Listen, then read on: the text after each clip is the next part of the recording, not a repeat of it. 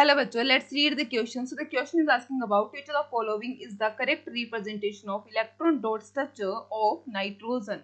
तो चलिए बात करते हैं क्वेश्चन के की कंसेप्ट पर. तो हमारे क्वेश्चन का की कंसेप्ट किस पर बेस्ड है? ये बेस्ड है इलेक्ट्रॉन डॉट स्ट्रक्चर पर कि इलेक्ट्रॉन डॉट स्ट्रक्चर क्या होगा.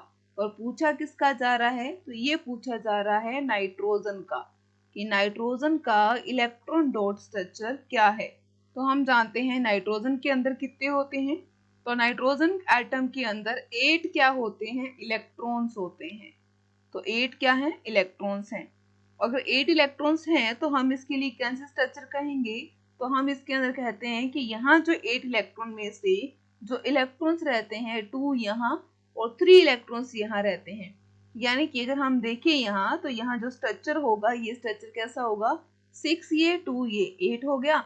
ऐसे ही 6 ये टोटल और 2 ये 8 हो गया.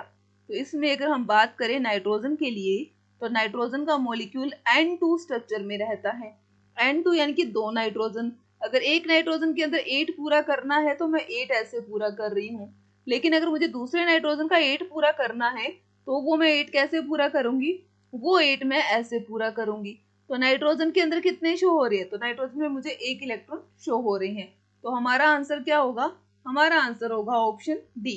सो I hope you understand very well. Best of luck. Thank you.